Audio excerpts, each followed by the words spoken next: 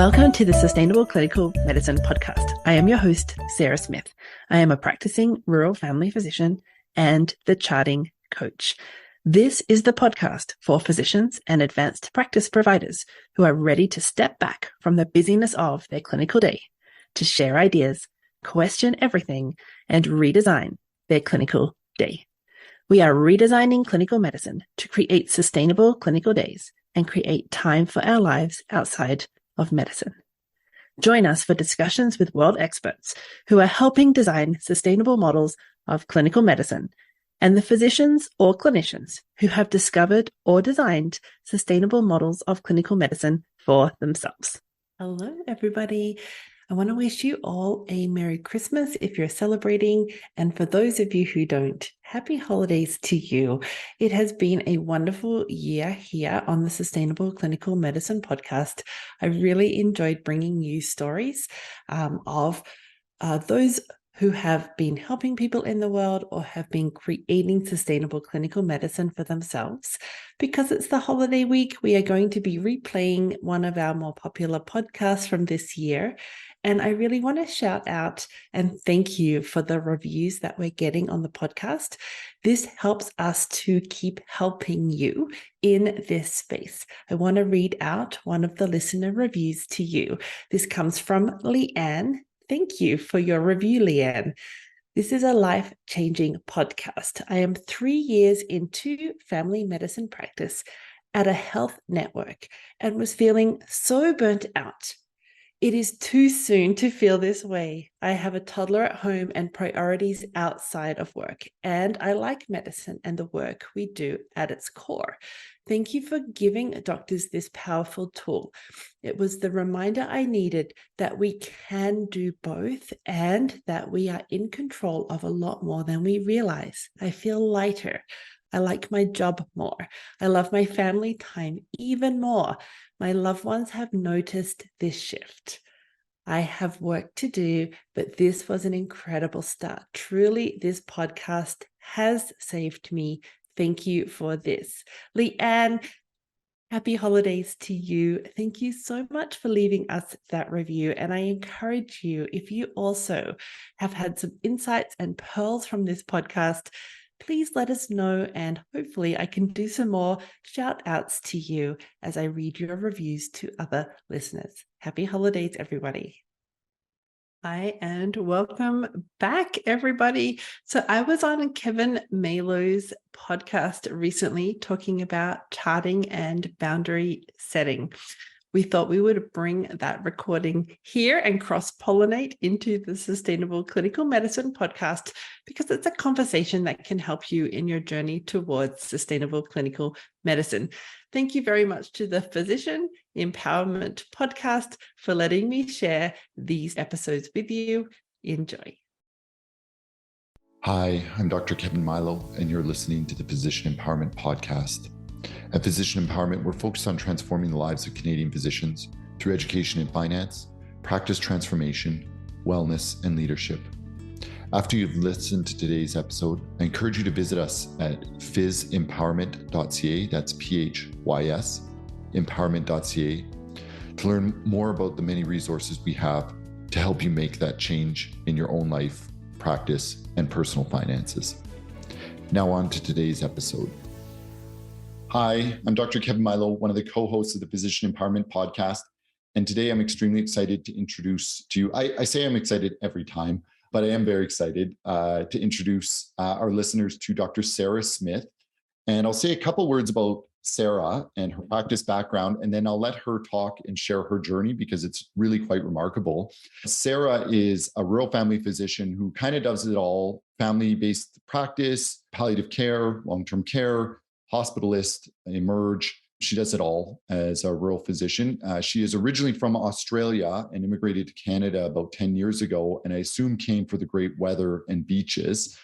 Today, what Sarah is going to be sharing is strategies around charting and practice optimization, because this is something we all face in practice, right? Whether you're a radiologist or you are a family doctor or a surgeon, you got to chart what you're doing And we don't get a lot of training around that. We get a lot of training around like the medicine and making proficient notes, but how do you be efficient about that?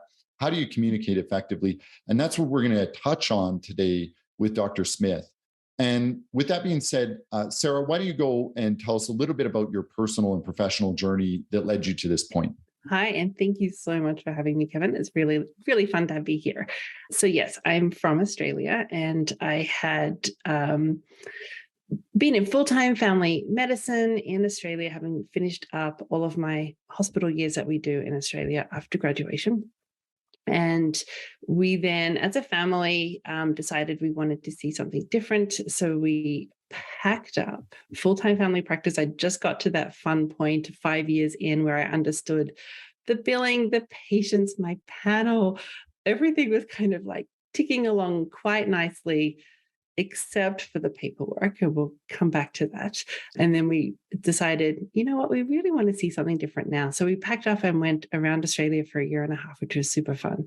So I highly recommend semi-retirement. I think that process of giving up full-time family practice, the disappointing all your patients, the little grief journey that happens when you're leaving people behind because you've loved and looked after these people for a solid 5 years. But the lesson on the other side of that, that you are replaceable, and that's a beautiful thing as a physician. I think that was a lesson I didn't expect to learn that early in my journey. And what it did is created less of that feeling trapped in family medicine and more of that ability to figure out, oh, it can be different. It can look different. I can kind of reinvent myself and it's all going to be okay. So that was part of the exiting family medicine. So we then went around Australia. I locumed for that 1.5 years back in emergency departments, which was super fun in the middle of freaking nowhere in Australia. And then at the end of that journey, we were just sitting around as a family wondering what to do next with ourselves. And Canada had some openings. So we came here for 1 year. And we stayed. So back in full-time family medicine. And then this paperwork problem re-emerged. So it followed you. It followed one me. continent to another continent. Right. Across continents, totally different government system, billing system, even the way we see patients in Canada, different from Australia. So in Australia, it's one room, that's your office and your patient room. So you've got to exit one patient before you can get your next one in. So you're really limited in the number of patients you can see a day. Like it really puts a significant time delay in turning over appointments. Versus in Canada, I had an office, 2 consultation rooms, somebody to usher my patients in, tell them to get undressed and put gowns on, anything of that nature. So it was a totally different practice. And boom, I'm back to this point in my family medicine day where I don't know when I'm going to be home. Hours after the last patient left, I get a text from husband almost every day saying, when are you home? Because it's dinner time.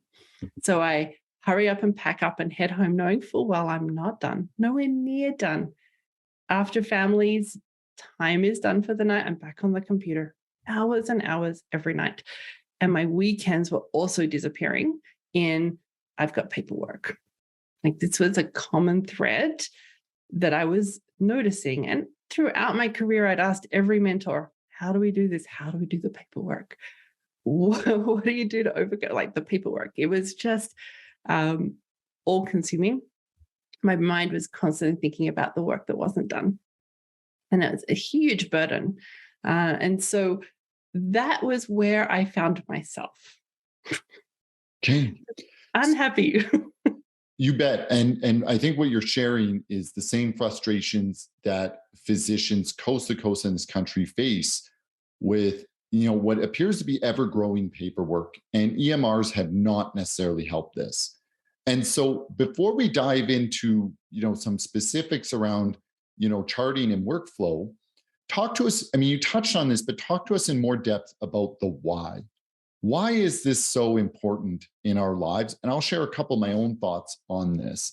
But why do we need to be doing better with our charting? Yeah. So my big aha, I was standing somewhere in my living room, in my house somewhere, and my kid's in grade 10 At that point, he's older now. And and it's still emotional a little bit, of course. I'm going to miss it. I'm going to miss his last 2 years of being at home because of the paperwork. And that for me was enough. In addition to that, when I'm looking after physicians, it's about they're diluting their income. Yes. They're under earning. Even if they're earning, you've earned the money in the room most of the time. Like occasionally, if you're doing it same day and you're in that file a bit longer, you might get some time modifiers depending on which part of the country you're in. But for the most part, we have earned the money in the room. Now, if we listen to what doctors are saying, that every hour of time with my patients equals an hour of admin time, now we're diluting our income, right? If you actually work out your hourly rate at that point, significant difference. Oh, massively, right? And this matters. I mean, it's actually something we teach at Physician Empowerment's finance classes, right? Is that we discuss the notion of hourly rate, and the hourly rate doesn't just include your clinical work; it includes your administrative time and charting time, right? And it's not about creating more space to see more patients.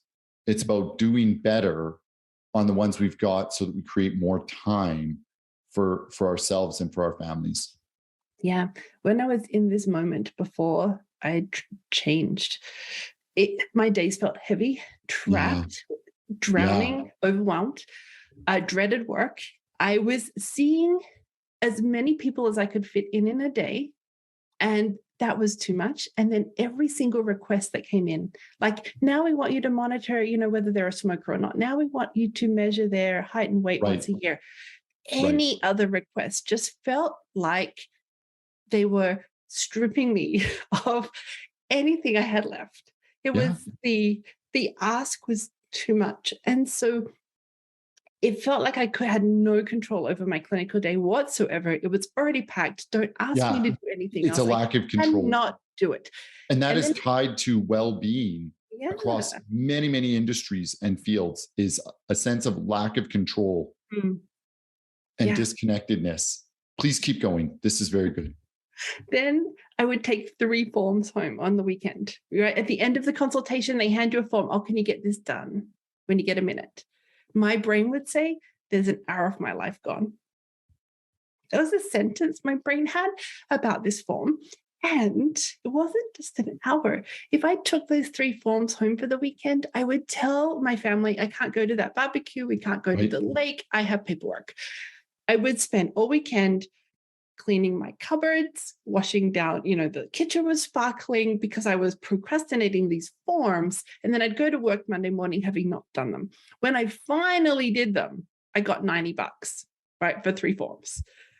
Right. But my life was going. What is that worth? What was that worth over your weekend? Right?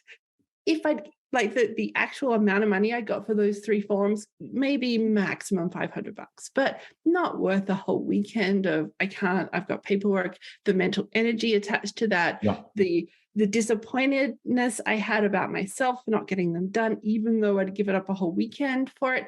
So maddening, just maddening. And the fact that it had been there at the beginning, I took these 2 years off thinking I'm in a better place, get to my next workplace, new continent, same thing's happening. I'm like, what has gone wrong? Absolutely true, right? So this isn't just about money and our hourly rate. This isn't just about time management. This is much bigger. This is about our personal well-being. Yeah. And our psychological well-being. We should all have healthy boundaries between our places of work and our homes. And the charting issue erodes that massively, right? And it's important to be able to set up boundaries, right? We talk about boundaries with our patients, we talk about boundaries with colleagues, but it's also boundaries with ourselves in terms of charting and paperwork. And it's not just about saying no to another useless meeting or saying no to another committee that you didn't really want to sit on, if I can be blunt. It's also about saying no to that impulse to do more paperwork, right? Or just, putting too many patients in and not having enough space or time to chart properly. The other thing was, when I would chart in the evening after everyone's gone to bed, or in the morning, get up at 4 a.m. because I was too tired the night before. Oh, I didn't goodness. think I was hurting anybody. It was like, well, there's no one else awake, so it's not hurting anyone to do it then. And I heard this from a physician recently as well in my program that, I wasn't hurting anyone when I was charting in the morning, but I realized I was hurting myself because I wasn't getting the sleep I needed, which meant the next day wasn't as efficient. My brain was already tired before I even turned up because I'd already been on the computer for 3 hours before work even started. So it is impacting our lives, even when we're trying to hide it in the minor hours of the evenings or mornings. So, well, and even we're not as joyful in our personal lives. I mean, how do you feel about going to the gym after getting up at 4 a.m. to chart? Well, how much mental energy do you have for your practice or yourself or your family life? Yeah, I hadn't exercised in years, and I wasn't alone. When I'm talking to physicians who are in the pain of this right now, haven't exercised in years, haven't picked up a book in years, I know. haven't sat on the couch and watched a movie with my family without thinking about work for years. Absolutely. Haven't had a weekend for years. This is not uncommon. Like literally all weekend, I've got no other hobbies anyway. I may as well just do my paperwork. It just becomes a familiar and comfortable cycle that if we're not aware of it and taking notice of it, it starts to just be there as a thing. Absolutely. Absolutely. So, Sarah, take us through your process. What's your approach, right? So we know how important this is, not only about practicing better medicine, but about being happier, being more psychologically healthy. Talk to us about your process. Tell us how that works. So all of us work in different environments. We have different EMRs, different staff, different patient appointment lengths, different things we're doing in our clinical day. So some of us will be family physicians, some of us will be other specialist types, but we all have to see patients, do the documentation, and then we have the rest of today's work. So we start separating it out into the patient protected time where we're seeing patients and closing charts. And then we have the rest of today's work, which, for a number of years, I didn't even notice that work as an actual math, right? So it was just stuff that happened to me during the day, my inboxes, my messages, my forms. There was no think to it. It was just other randomness about my day. It wasn't something I was ever paying attention to, and I was never doing efficiently. So, for instance, when I was first noticing my clinical day, and I think that's where we start, we just notice first what's happening. We see patients, then we come out, and we sit at our desk. There's maybe some intention of doing the work, right, of the documentation from that encounter. And what happens? Oh, there's 3 patients waiting. Off I go, next patient. Right? Or I sit down. I see that blinky thing in the corner that says I have things in my inbox. I open it up. I look at the first one. I'm like, well, I don't have time to do that right now. So I close it. But instead of doing the documentation, I go to the next thing on that work list. Oh, I don't have time for that either. So now we're doing work twice. Right? Wow. And we're task switching. So we are draining our decision making. Yeah, absolutely. Right? So we've come out of the room, we've spent 2 minutes effing around in our inbox or thinking about, oh, I've got 3 patients waiting, I'm 5 minutes, 10 minutes, 45 minutes behind, and off we run to the next patient. So what are we doing now? We're taking that last encounter and we're packing it into our working memory. Now, physicians are very, very amazing with our working memory, right? We can pack in a huge amount in there. And we've done it for so long that we just do it automatically. But you're in the next patient's room, you're listening to that story, you're wondering about the minutes behind you are and the things in your inbox that are kind of starting to collect. And then you're like, oh yeah, I mustn't forget to do that referral that I said I would do for the patient number 1. Oh, hang on, there's somebody in front of me talking. Wait a minute. Kind of rezone back into them, kind of remind me again, what did you say? So you're not even present in the room. Okay. So by the time we get anywhere close to the end of the morning, our brain is exhausted. Absolutely. Because it's been doing all of this stuff. Absolutely. Now, It feels lunchtime. like an emergency shift. The task switching, the carrying a whole bunch in your head simultaneously without question. You get to lunch and you're like, okay, I'll get at least some of those charts done. So you, with all very good intention, jump into your charts, or maybe you think, oh no, the inbox is more important. So you jump into inbox, whatever it is you decide to do, you kind of just do it the way you have always done it for a number of years, right? There was no teaching on this. It was just whatever we happened to think was most important or prioritized. Or maybe we just sit there for the first 10 minutes of lunch thinking, well, where do I even start? There's so much to do. And even that level of, and that was the energy you needed to start, and you're using it to figure out, what do I do first? But it really doesn't matter what you do first, because it all needs to be done, right? Right. Then we hit the afternoon. Oof, tired. If we're lucky, we've had water and food. Some of us have run so far behind, we're running into the afternoon having not stopped at all. Our bladders get bigger. Our working memory is working really hard right now. Multiple tabs open. Okay, it's exhausting. It's exhausting. So we teach you, you see a patient, you close the chart. You see the patient, you close the chart. That's our patient protected time. What is left? What's left is the rest of today's work. Now we need to figure out, how much is that?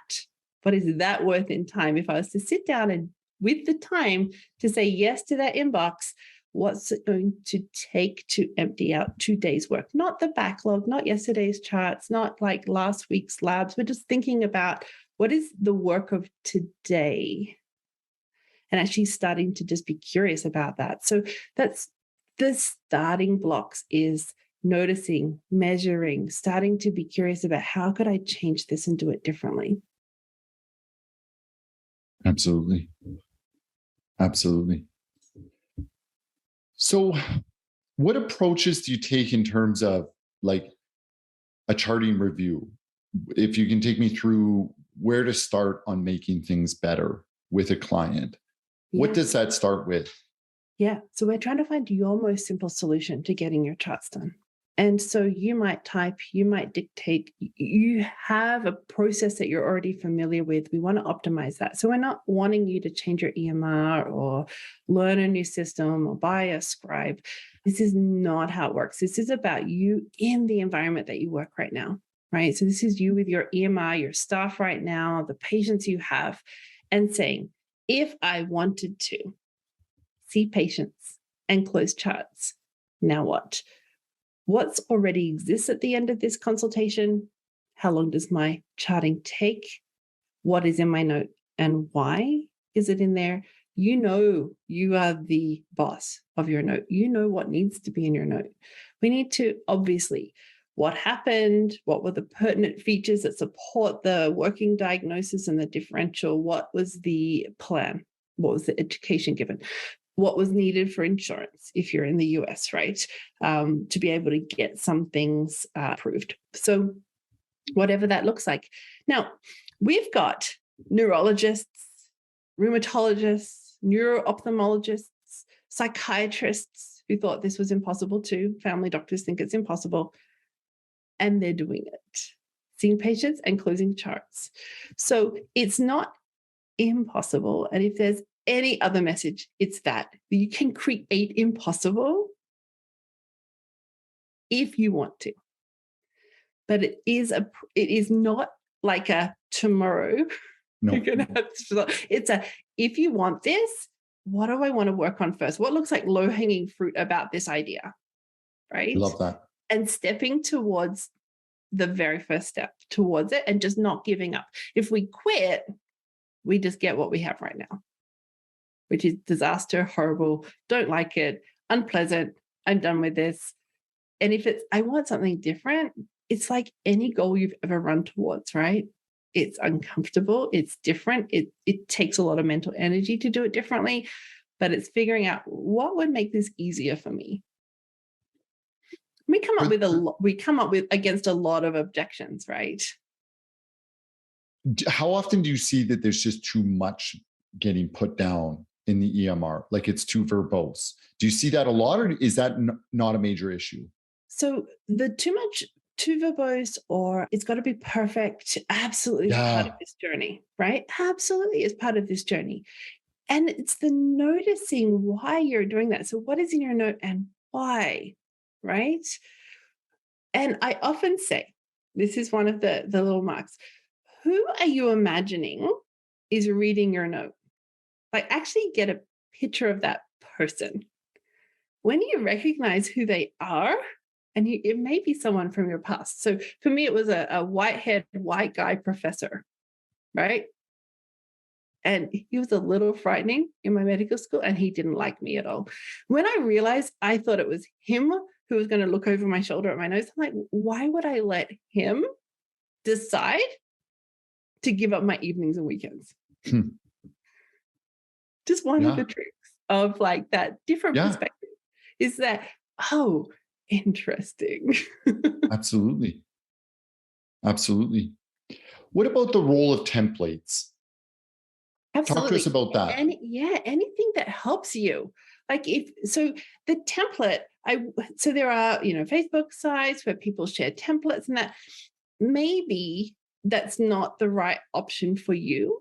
We want something that you're going to use without having to edit it too much. Same with your short phrases and other things you pull into the chart. If you pull them in and then edit them for the next 3 minutes, that's ridiculous. Stop it. Find something that works for you. Do I use templates? Not really. Like I've got like a 3 in total that I use. That's not my style, but this is not about me. This is about you. What's going to make it more simple, easy, faster for you? That is what we're looking for. Mhm. Okay. And that's what we're always looking for when we're talking to physicians is I'm noticing, what they're doing right now and how they could make some easy changes. That's what we're doing. We're just kind of taking a look at what's already happening and optimizing that. Do you find that there's a difference between family physicians and, let's say, clinic based specialists, or the issue is pretty much the same? So, yes and no. So, when we're looking at if consultant specialists, so somebody is going to be seeing this patient once, it's somewhat different than the family doctor who's seeing them over like that Yeah. continuity. So there is differences in the content of what's required within that appointment and the who is receiving the information that's being gathered in that consultation. So there absolutely is different reasons for these consultations, different objectives at the end, but that's also important. So, what is the objective? What is the question I'm being asked when I'm seeing this patient? Could help you run this consultation more efficiently. So, running the consultation has its own skill sets. And for instance, if a psychiatrist is being asked which medications might most help this patient, they're not necessarily being asked, have we got the diagnosis right?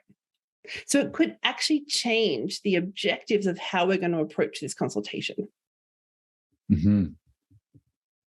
Got that.